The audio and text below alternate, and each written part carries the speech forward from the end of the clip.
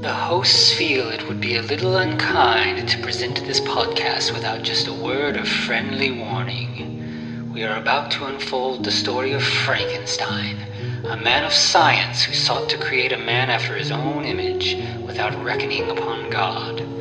It is one of the strangest tales ever told. It deals with the two great mysteries of creation, life and death. I think it will thrill you. It may shock you. It might even horrify you. So if any of you feel that you do not care to subject your nerves to such a strain, now's your chance to. Well, we've warned you.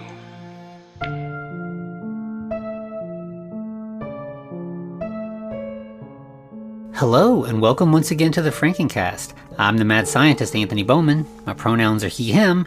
And it's just me this week. I know we promised that we were getting ready to dig into the Donovan's Brain series with Hayden and I, and that will start up next week. We've got a bunch of those, so we're trying to get them all kind of, piled up before we get into it.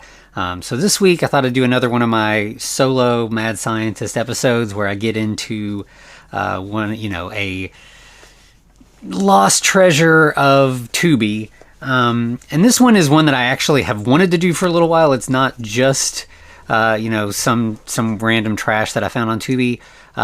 This is Murderbot, not to be confused with the popular series of books that we discussed on the Patreon a while back, or the TV, Apple TV adaptation that we haven't ended up getting to talk to because it was kind of fine. I watched it all. I don't know that it's really worth digging into on here, but this is something totally different. This is actually a picture from Full Moon Features, directed by Jim Wynorski. So, obviously we've done a lot of Full Moon stuff. Big fan of their stuff here. Trash that it is. And beyond that, I'm obviously a huge fan of Jim Wynorski. One of the, I don't know that I probably will never do this, but one other sort of podcast idea that I have thought about in the past was to do a Jim Wynorski cast, because he has directed a ton of movies and a variety. He's kind of known for his sort of like trashy sexploitation kind of stuff, but he's really done a lot. He's done some sort of classic early things that in the Full Moon area and Corman stuff. Like he did Chopping Mall. He did Deathstalker 2, which if you've not seen is Deathstalker was like a Conan the Barbarian knockoff movie. And then he picked up for Deathstalker 2, and that is this really great tongue-in-cheek postmodern send-up of that genre. It's very funny. It is very sexy. There's it's a lot of there's a lot of boobs and everything in it. That's sort of his signature. If you're not aware, there's a whole documentary about him called Papatopoulos that's very, very focused on his obsession with large-breasted women. He's done a lot of the kind of Skinamax parodies. He did the Witches of Breastwick series and the Bear Winch Project series and some stuff like that. But he also did like 976 Evil. I think the sequel of that actually, and not the original. And he did the sequel to Swamp Thing. Very, very sequel-oriented guy. But yeah, there's something pure and light about his stuff as well. He's done some kids movies. He did Munchie. He did a series of like Hallmark original type movies about a dog at Christmas. And even in his movies like Scared Topless and stuff like that, like there's just this simplicity and like pure-hearted earnestness to everything he does, and I find it charming even in the trashy stuff. Obviously I love trashy movies, but they're not always like sweet and charming in the way that his stuff is.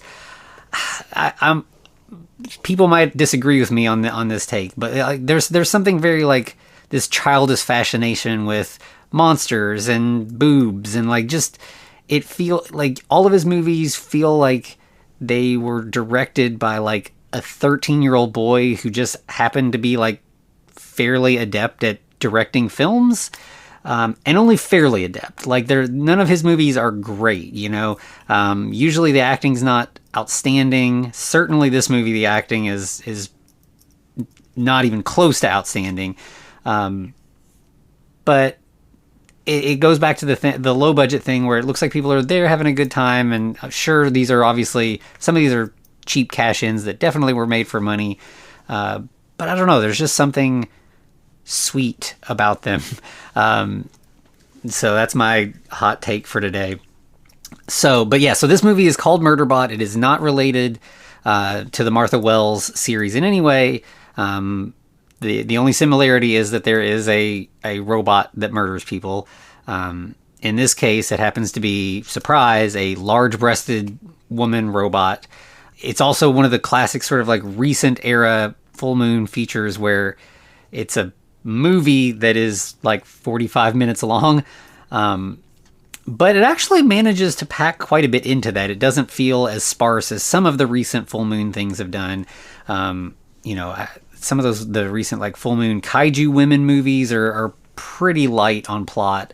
And then, you know, full moon recently did like a way too late sequel to Sorority Babes and the Slimeball Bowl-orama, and it's like an hour long, and it really felt like an afterthought.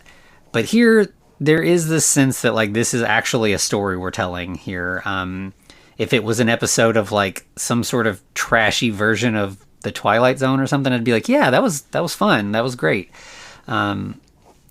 So yeah, let's get into it. So we start out, we see a lady in like tight leather pants and this kind of like sexy tight top with a bunch of like slashes across the chest, like, you know, artfully slashed, like not that something happened to her. This is the way the shirt was made. It shows off a lot of cleavage. But this movie, I bet it's PG-13 if it even got a rating, because it is, there's no like nudity in this the way there often is in Wynorski films. But there's certainly a lot of large-breasted women who have worked with him in other movies where they were topless, at least. But so this actress actually is one of like a regular in Wynorski films. Her name is Melissa Brazel. Often she's credited as Rocky DeMarco. She's been in all kinds of stuff. Mostly Wynorski films. I think like 23 Wynorski films. But then, you know, just some other kind of... She's actually briefly on The Bold and the Beautiful. Couldn't tell you where. She's in an episode of Tales from the Crypt even. But yeah, mostly it's like the lusty babe... Or the lusty busty BBQ. You know, Bigfoot or Bust. Cocaine Cougar. Stuff like that. Thy Neighbor's Wife.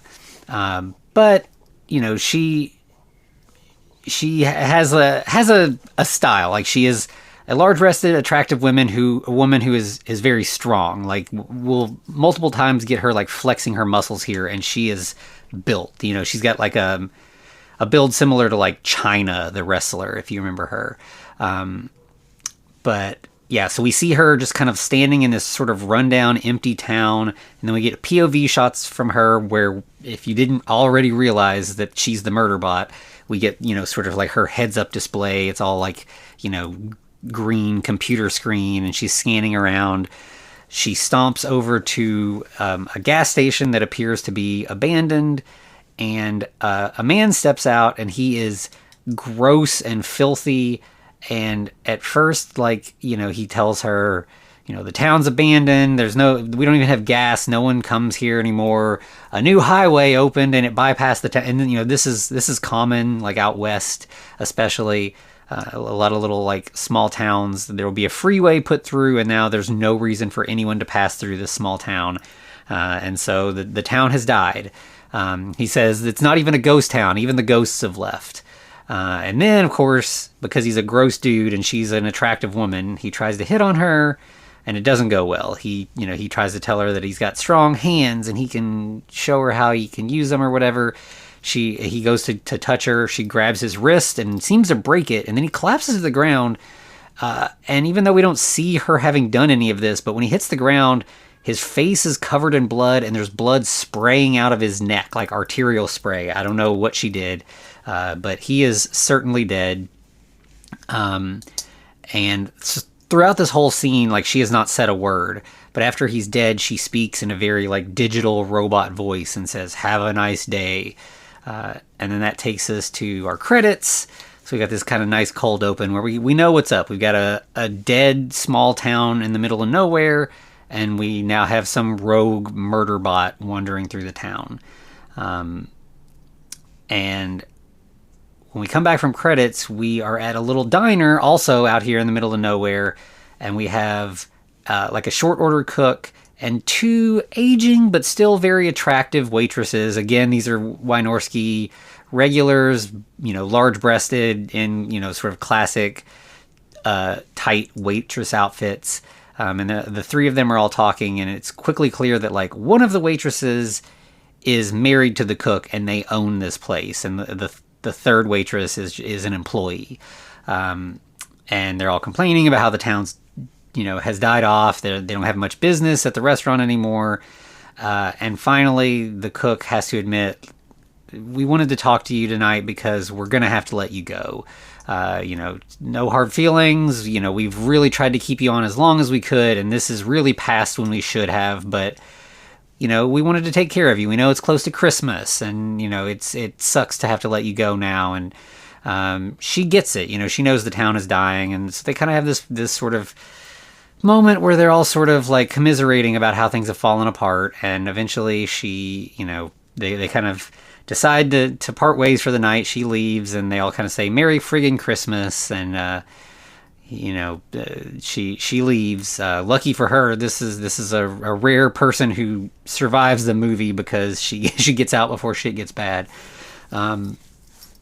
So we have, just like a little later that night, the waitress, the wife owner waitress, is back in the kitchen cleaning the grill, while the cook's out front cleaning like the bar or whatever, the counter. And the Murderbot woman walks in, and she's just kind of looking around silently, acting a little strange, and the cook thinks she's like, a woman in shock, and he goes over to comfort her. He's like, "I'm sorry, ma'am, kitchen's closed, but you can sit in here for a minute. You seem disheveled. Like, what's going on?" I think he says something like car trouble or man trouble. It's always one or the other. Meanwhile, he's like calling out to his wife to come out and help, and she thinks he's being flirtatious with her. Like, he's like, "Oh, just hold your horses. We'll get up to things a little later, but we got to close up shop first." But eventually she comes out and realizes the situation. She sits down next to the woman and tries to comfort her. She's like, I think Mike's the cook's name. "Mike, why don't you go get her some food?" And he's like, "But the grill's closed." And she's like, "Just start it back up if you have to. But like, this lady's in need. Or we could give her a slice of pie." And Murderbot says, "No pie." And they're like, okay, we'll get you something else. So Mike goes back, into the kitchen. Meanwhile, the waitress, which I don't know if we get her name. There's a lot of characters in here who just are, this is the classic sort of like spam in a can characters that Joe Bob Briggs talks about. Like, it doesn't matter. We don't need to know these people's names. But she's kind of comforting the woman. They talk about, is this men trouble? Men are often, a source of grief in our lives, but they have their uses. Wink, wink. Sex. And she's like, "Well, I don't know what's going on with Mike. Let me. Why don't you go freshen up in the bathroom? You look a little disheveled." And so the Murderbot gets up, goes to the bathroom, and in the bathroom, freshening up seems to consist of like kind of fluffing her hair up a little bit, checking out her own, big breasts, and then, doing like the muscle pose, showing off her biceps. And she looks at herself for a second and then walks back out. And the waitress is like, "Oh man, you were hot as hell," and she, kind of does like the dog head tilt thing and is like, "Hell, no, my name is Raquel." And it seems like she's only just remembering that this is her name. And the waitress is like, "Are you sure you don't want some pie?" And then suddenly, without warning, Raquel just grabs the waitress by the back of her head and just smashes her face into the counter until she's dead. And then Mike comes strolling out right as this has ended. And Raquel goes over and, like, grabs his face. And, like, suddenly, like, light seems to be kind of coming out of her hands and smoke is rolling up. And then he just kind of, like, falls over, seems to be dead as well. And she just says, "No pie." And then we cut away. We get like a little, Chiron thing on the screen that tells us we are at the U.S. Army Cyber Lab 15B in Tucumcari, Arizona on December 20th at 8:07 a.m. And then we see this as like an establishing outside shot. And then we cut to inside where there are 3 sexy lady scientists walking down a hallway. And it's like one older boss lady and then 2 younger, junior scientists who weirdly seem to, like, they talk like they're like twins in a movie or something. Like they finish each other's sentences a bunch, and I don't know, they're very strange characters. But as they're walking through the hall, they're kind of like talking about their nights, and the older lady's talking about that. I was in bed, I was in bed last night, but I wasn't sleeping, wink, wink. And then they get to their like lab where they work, and they're like, "Okay, so here the younger girls are telling the boss, like, here's the deal. Last night, it looks like Raquel gained sentient. She escaped. She killed every guard in her path. And she also seemingly disabled her tracker. We can't figure out where she is." And the boss scientist is like, "Well, then find her with old school methods. Like, triangulate her through cell tower. Do whatever you got to do. We got to find her. We got to bring her back." And we cut away from them to a guy who he seems to be camping by himself, but he's complaining about it, and he's like, "Oh, go camping, I get. What a great idea. Fucking camping. Camping sucks." And he's like trying to start a fire through the whole thing. And then suddenly Raquel walks up to him, and he looks over and he's like, "Camping. Maybe camping is not so bad." But then, immediately Raquel just walks over and kills him. So yeah, maybe he shouldn't have gone camping. Back at the lab, the scientist trio, they're kind of like looking at this screen that has like readout stuff that means nothing, and they're like, "Do we see any aberrations on here? Is there any kind of clue?" They point to a little circle on the screen and like, "Ooh, look at that," and it's absolutely nothing. But they're like, "Yeah, this could be it." And then we cut away to Raquel, who's out in the middle of the desert, and she just suddenly uses I-beams to just destroy a cell tower. And back at the lab, the scientist is like, "Okay, well, that's interesting." Again, there's nothing on this screen indicating anything. But yeah, apparently somehow they were almost able to triangulate her for a second. And they're like, "Well, we gotta figure out what to do, because we have to fix this before the general finds out." And then, of course, the general walks in at that very moment, and he's like, "Find out. I know all about it. I know she escaped. I know she's killed all these people, but we got to get her back right away." And they're like, we can't track her. We're doing our best. And he's like, "I don't care, but you got to get her back alive right away." And like the boss lady scientist is like, "I don't think you understand. She gained sentience. She is dangerous. We need to kill her. We need to stop her." And he's like, "No, she's a valuable military asset. Like, we have to keep her. I mean, maybe we can just reprogram her." And they're like, "No, she is a person now. She's not a robot anymore. She has gained sentience. We cannot reprogram her. We have to kill her." And he's like, just get her back." And the boss scientist is like, "No, like, okay, so when she gained sentience, something happened. She clearly has decided that all humans must die. She wants to kill all humans, and she, as soon as she's able to connect to the grid, she will be able to connect to AI. She will be able to shut down electricity, the entire power grid from the whole country. She will kill us all very quickly. And the general's like, well, then why is she just like single, like one-on-one killing people in this town or whatever? I mean, I guess he's more specifically talking about the guards or whatever. But they're like, I mean, that's just for fun. She hates humans. She wants to kill us all. Like, this is like the Bender, like, kill all humans thing. And they're like, okay, well, we've got to find her before she finds civilization, and hopefully find her before she finds anybody else. And so obviously the Frankenstein-y aspect here is that, they've created life, and things have gone well, or have not gone well, I should say. And like the general keeps referring to Raquel as like his little girl in this like very creepy, as if he is like her, this is like this mad science father kind of thing. And the boss scientist lady is like, well, your little girl has some serious daddy issues. We cut away as they're talking about like we need to find her before she finds anyone else, to a van full of idiot teens on a vacation. This is, very classic slasher movie kind of setup here. We've got 3 couples, obviously, or rather we've got 2 couples and a nerdy girl or a nerdy boy, and the nerdy girl he has a crush on that his friends are trying to like help facilitate them getting together. But he is so stupid and incapable of like reading the room. His name's Arnold, and the girl's name is Kat. They're one of the few that like their names stuck out to me.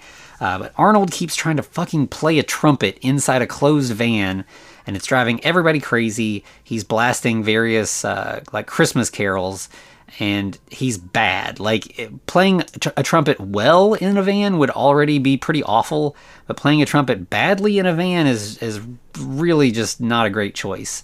And everybody's annoyed, and they keep telling him they're annoyed, but he keeps doing it. Eventually, like... Oh, and also, like, this van is so obviously, like, just sitting in a green screen room, and they're, like, projecting, the background behind them moving.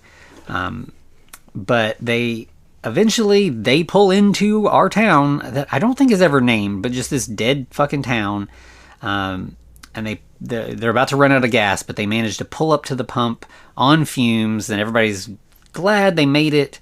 But of course they get out and they find that the gas station is empty, and that the town seems empty, and that the gas station is out of gas, even if they could, like, they try to like turn the pump on themselves, and it doesn't matter. It's empty. So they are in a bad situation, and they're like, well, I mean, let's walk around town, see what's going on. Oh, I know there's a diner down the road. Maybe we can at least get some food. And, like, I think Kat notices some blood on the ground, and Arnold tries to comfort her and tell her that it's probably just oil. She's like, that's not oil. And he's like, maybe it's a human sacrifice. And she's like, yeah, I mean, that seems more likely considering what we're seeing around here. Again, not very smooth. But some of the other teens are like, maybe everybody's just giving us some privacy, because they know that we're here to get drunk and fuck, because we're teens in a horror movie. But as we have all this conversation, and as they start kind of making their way down the road, we see that from a nearby building, Raquel is like hiding and watching them. And as she's watching them, she has like a flashback, and we see her back in the lab with the lady scientists, and the 2 younger girls are like, look, she's so pretty, we should give her a makeover. And initially the boss is like, no, this is a military contract we're working on. We don't need to make her sexy. But eventually she's like, yeah, it is kind of fun. She's a sexy robot. We might as well lean into it. So eventually the general shows up, and that's when, or like, she's in the outfit we've seen her in, the very revealing cleavage bearing top and the tight leather pants and all of that. And the general is like, what are you doing? She's a military asset. Put her in, khaki and pockets. Like, we want, a soldier costume. And I want to see her in action. And they're like, I mean, you don't need to. We've already run every military simulation that's available. And she wrote some new ones of her own, and she has aced every single one. And he's like, yeah, but that's not real life. And they're like, it is with her. Like, her body is just an extension of her powerful processing brain. She's going to be fine. And he's like, all right, well, I still need to see it. So tomorrow we're going to do this. And so as soon as he leaves, the younger scientist girls are like, we developed something fun. Let's try this on her. It's an emotion emulator. They like plug it into her leg, and then they just leave. They just let it download while they're gone. And like literally the second they're out of the door, she just like wakes up. Raquel does, and just like walks out of the lab. So presumably like all of that took place like yesterday. And so now we go back to the present where the teens are walking through town. They get to the diner and find that it is also empty. And this is when they also realize that they don't have cell service. So they are very stranded in the middle of nowhere with no one around. And the whole time this is going on, Arnold has continued to play the trumpet. Like, it's just this running gag. And it's extremely Chekhov's trumpet. Like, it's so obvious that this trumpet is going to matter because it's fucking annoying and he won't stop, even though everyone's telling him not to. So eventually one of the couples goes behind the counter to see if they can find help or maybe just find some food. And they find neither. Instead, they find the murdered couple. And they're like, oh, maybe that's why the town is empty. Is everybody murdered? Are we in a literal ghost town?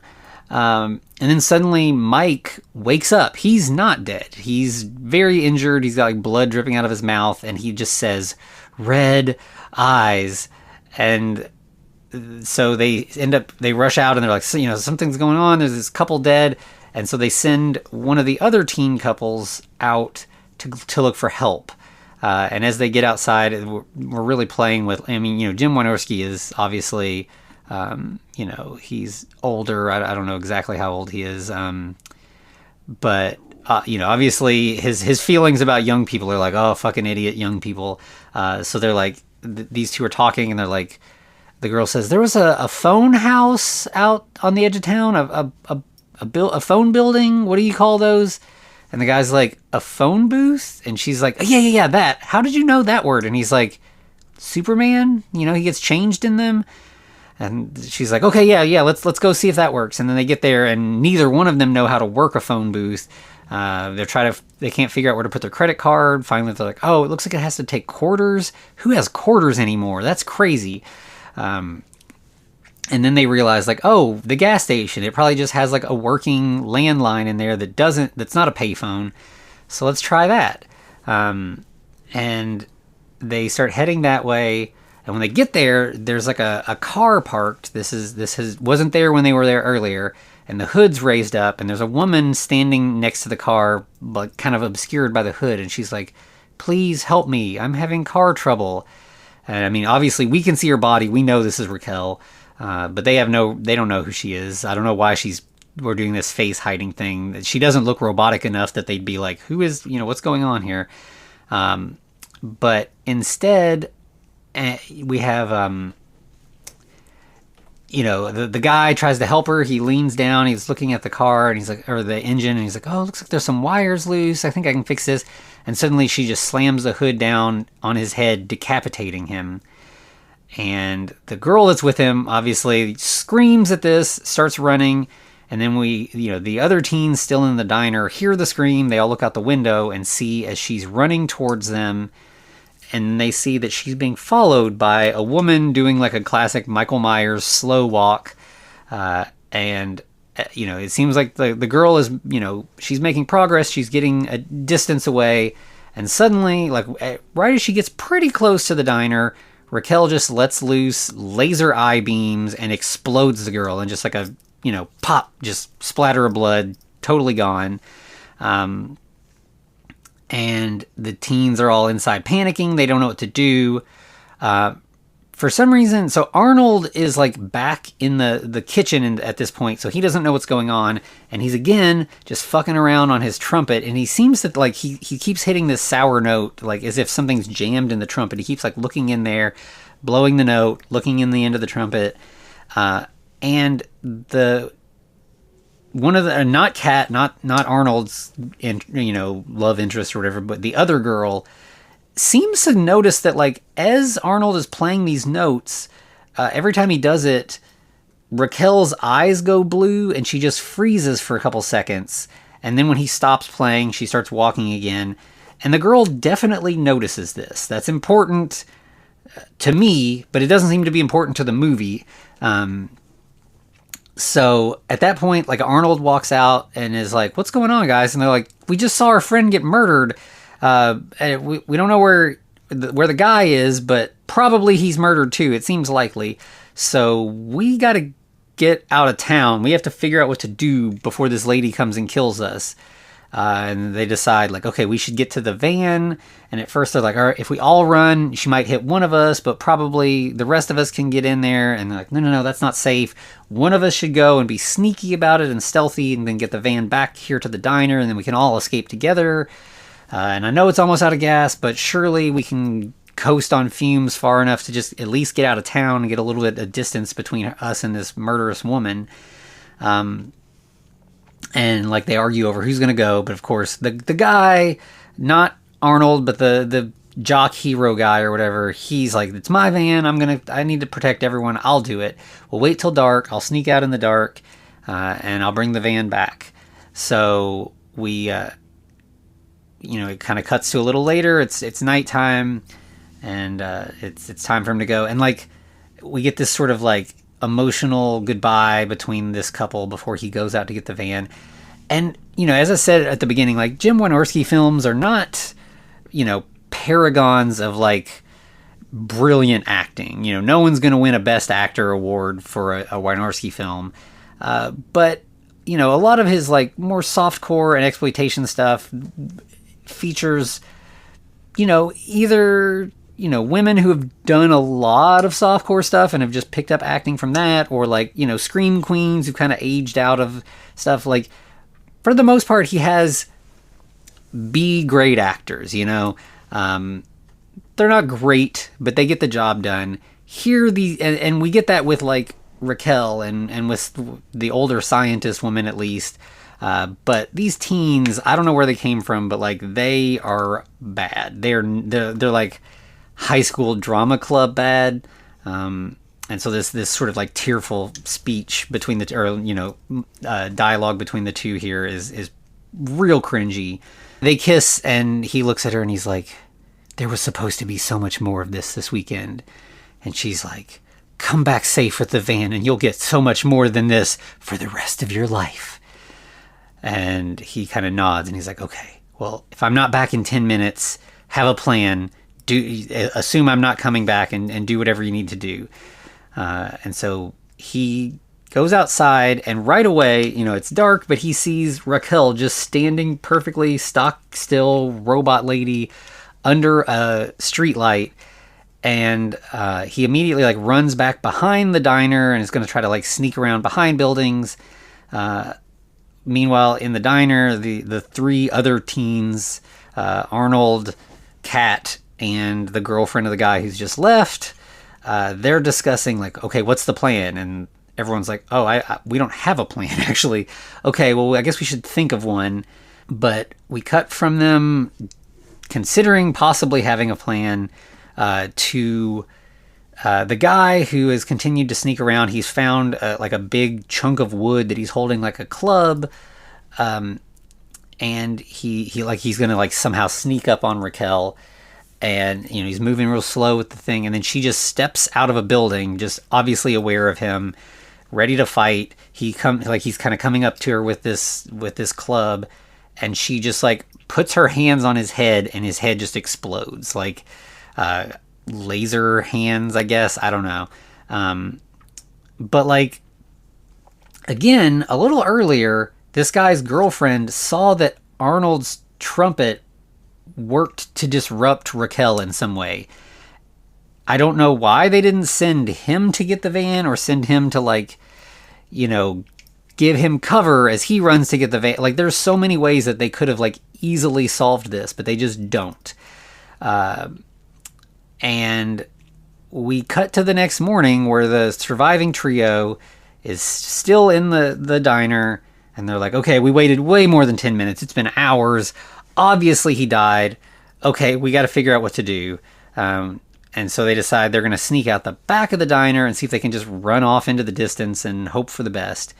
But Kat decides she's just too scared. She's just going to hide in the diner. And once they get to safety, they can come back and they can save her. So we don't really get a tearful goodbye between Arnold and Kat. They're just like, okay, yeah, you hide out here. We'll be back. Then we see like a big white pickup truck pull up to the gas station as well. And this guy that we've never seen before, just a soldier guy, steps out. And then also stepping out are the two younger sexy scientist ladies, not the boss lady, but the other two. And they are obviously, they've triangulated from the damaged cell tower. They think Raquel's somewhere around here, and they're just going to have to find her. And they right away find a trail of blood. And we get, the two girls kind of continue this finishing each other's sentences thing. Like, I think one of them's like, she's and the other one's like, bad bitch. And the soldier's like, no, she's a formidable opponent. And I like that. And we see that indeed she is. She's watching them from the shadows as they think they're very sneaky. And then before, so like the Arnie and the other, or Arnold and the other girl, they see the truck as they're sneaking around the back of the thing, and they're like, ooh, maybe there's somebody else here. Maybe this is our way out. They go to try to sneak around a building, and I don't know, because there's no indication that this truck ever is moved from this point. But they like go around a building, and then suddenly they're like, oh no, where's the truck? Did it move? I thought it was here. And I think they're just looking in the wrong spot or something. And this is not a big, complicated town, right? Regardless, instead of the truck, they end up finding a cabin out in the middle of a field. And they're like, oh, we could go hide in there, which completely defeats the whole purpose of trying to escape. Seems completely stupid. But this is what they do. They run and they bar the door with a chair. They're sitting in this cabin looking around for a phone. Maybe they can call for help. They do not find a phone. They don't find anything, really. It's just a mostly abandoned cabin. And we have the soldier and the two scientists finding blood splatter and entrails about. They're just kind of following Raquel's trail of carnage. And for some stupid reason, one of the two girls wanders away from the other two down a little alley, and immediately Raquel's arm reaches out of a building, drags her inside, and kills her immediately. And then the soldier's like, wait, where did your friend... Oh, great. So they turn around, they kind of retrace their steps. They quickly find the dead scientist girl, but they don't find Raquel. She has moved on. And this, the other girl is a little upset, but not as much as you would think if, like, a friend that you're so close with that you finish each other's sentences has just died. But the soldier's like, I work better alone anyway. Why don't you stay here, hide out next to your dead friend? That seems like a good thing that's not going to be emotionally damaging in any way. And so she agrees. And we cut away from them back to the teens in the house. And they're like, I guess we're just trapped here. We're just going to have to hide. And then they hear gunshots. I don't know what the gunshots are. Like, I don't know who is shooting, because they look out the window and they just see Raquel standing off in the distance alone. And Raquel starts, stepping towards them. She gets about halfway to them, and then they see the soldier, who also appears off in the distance, and they're like, okay, maybe he can save us. Maybe everything's going to be okay. And then he starts shooting at Raquel, and that has no effect. Like, he's hitting her a bunch, and it's not stopping her. So the other shots, was that also him? It doesn't seem like it, because then he would have known that this was a waste of time. I don't know. But anyway, he shoots at her a bunch, and then she just, she turns and starts walking towards him, and, just hits the soldier, who just collapses to the ground unconscious. And then Raquel turns back and heads again towards the cabin. Again, Michael Myers slow walking at them. And suddenly the girl remembers the whole thing with Arnold and the sour note. Like, now, after her boyfriend's been murdered, she's like, when we were in the diner, you played this terrible sour note, and it seemed to, like, disrupt her processes for a minute or whatever. And Arnold's like, sour note? I thought I was a great and talented trumpet player who'd never hit a sour note. And she's like, no, we all hate your trumpet playing. It's bad. It sucks. It's annoying. We've been telling you that for this whole trip. How have you not processed this? But in this moment, maybe that sour note can save us. So play bad music and we'll see if it stops the robot. And he starts playing good for a second. She's like, no, idiot. The note at the end. Play the bad note. The one that you did earlier. And he's like, well, I can't perform under pressure. And she's just like, you better or we're fucking dead. So finally, he does start playing this really bad note. And it works. Raquel starts, like, it freezes in place. We get the weird blue glow around her eyes again. But for some stupid fucking reason, Arnold keeps, like, he'll play for a second or two, and then he stops. And when he stops, Raquel regains her composure and starts walking towards them again. And the whole time the girl is like, fucking play! You just blow like you've never blown before. Never stop blowing. Like, we, you know, little innuendo there. But, like, also fucking just don't stop. Keep doing this. And he keeps stopping. So, you know, obviously we're building suspense here. Like, Raquel is getting closer and closer. Finally, she gets really close, and he is able to sustain a note long enough that she suddenly kind of, like, collapses to the ground. Like, it seems like it's working. Maybe she's just, like, drops to her knees. She hasn't, like, fallen fully down. But it's like, okay, this is working. Keep going. But then the soldier appears behind her, behind Raquel, as she's sort of, you know, out of it.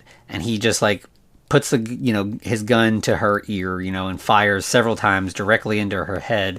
And, you know, she's a robot. Her processors could be anywhere in her body, but apparently they put it all in the head like a person, and that works. So a couple headshots seem to take her out. She collapses to the ground, and the teens run out, and they're like, oh my God, you saved us. Everything's okay again. And he kind of, like, tries to comfort the girl for a second, and he's like, are you both okay? And she's like, yeah, now that you're here. And Arnold's like, wait, not quite yet. I'll be right back. And he runs to the diner and gets to Kat, you know, and they hug. They have this, everything's okay. It's all over. And they're going to go back to safety. But we cut back to Raquel laying there on the ground, a close up on her face. Her eyes are open, but, like, just dark, you know, like she's been glowing red this whole time, and now they're just plain. But suddenly her eyes start glowing red again, so clearly she's not dead. And then we go to credits. So we get a little bit of, like, a cliffhanger that this movie came out in, like, 2023, and it's 45 minutes long, so I don't expect we're going to see another one of those, considering that, you know, in 2022, Wynorski did that Attack of the 50-Foot Cam Girl movie, and then Full Moon released, like, 4 or 5 more giant lady movies within, like, the course of a year. So I think if they were going to come back to Murderbot, they would have already done it. So this is just kind of a little standalone thing.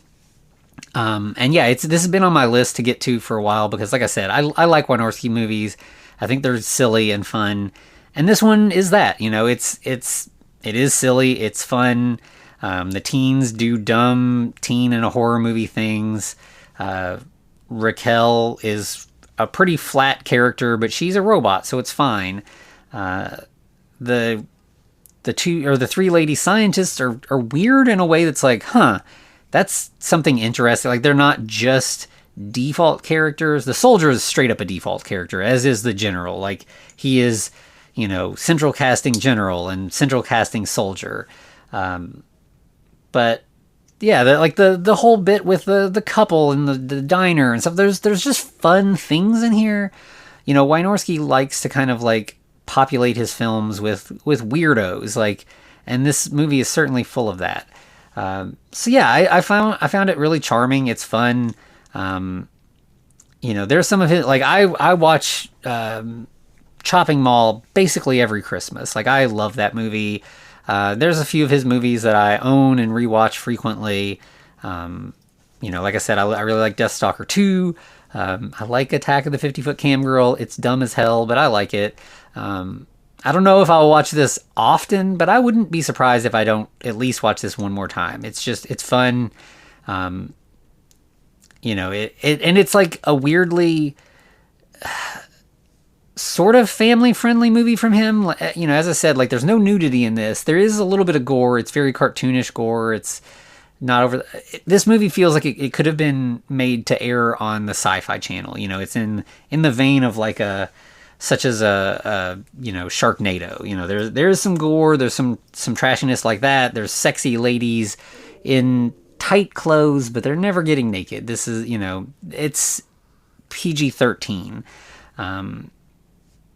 Maybe R. I don't know if the gore. It certainly is not scary or upsetting gore in any way. But yeah, it's fun. Maybe a little bit of a stretch on the Frankenstein thing. Other than that, obviously they made this. They didn't take care of it the way they should have. They chose to give her a huge leap forward in intelligence, and no one stuck around to teach her anything. And she woke up abandoned and wandered off, and trouble ensued. So yeah, and I think weirdly the thing about this movie that I think is the most like worth digging into is this sort of like concept of the small town dying. It's completely unnecessary to the plot. I mean, it's necessary to the plot in that like it gives us a location for everyone to be where it's not crowded. There's not a lot of people around. But outside of that, like this is a real phenomenon. There are a lot of towns that are just dying because of the highway. That's a common one. Although I think that was more common, a few decades ago. Now we can't even afford infrastructure. But what we can do is, open a Dollar General on the outskirts of a town, and all of the local businesses die, and then all the workers who, used to run the general store and the little diner and the whatever, they don't have work, so they move on, and then the town just disappears. So, this is certainly an aspect of capitalism, that it just continues to, eat the people that, who are sacrificing their labor to keep things going, and then, it kind of chews them up and spits them out. This is certainly a problem that is nowhere close to being over, and is only going to get worse unless we find ways to bring an end to this damaged system. But certainly I don't know that this movie is really trying to give us that. It's certainly setting us up to be like, oh, that sucks for this town. But I think for the most part, like I said, I think it's just a way to like give us an abandoned setting, which works in two ways, because we don't have a bunch of people around to cause chaos, and also we don't have to pay a bunch of extras and various actors to like run around scared of Raquel. We can just have our small little group and leave it at that. So yeah, I think that's really all I got to say about this one. Not a ton of substance here, but fun. And, as I said earlier, at the beginning of the episode, Hayden will be back, I believe, next week. We're going to get into our Donovan's Brain series, starting off with The Lady and the Monster. And as always, you can find us on all the socials at The Frankencast. You can email us at thefrankencast@gmail.com. We're also on YouTube. And of course, you can always find us at patreon.com/thefrankencast, where we have a bonus episode every week. So you got plenty more to listen to over there. There's new episodes with Hayden. There's a lot of back episodes with Eric. We talk about the Munsters. We talk about comic books in general. All kinds of fun stuff over there. And as we always say, there's a free trial option, so you can check it out for a week, binge it, enjoy yourself, and stick around if you'd like. We'd love to have you. And I guess that's it. So yeah, join us next week for The Lady and the Monster. And until then, to be continued.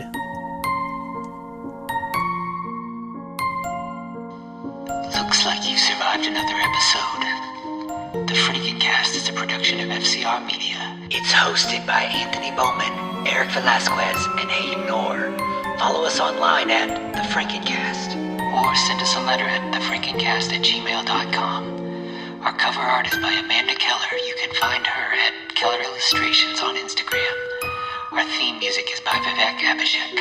Thanks for listening.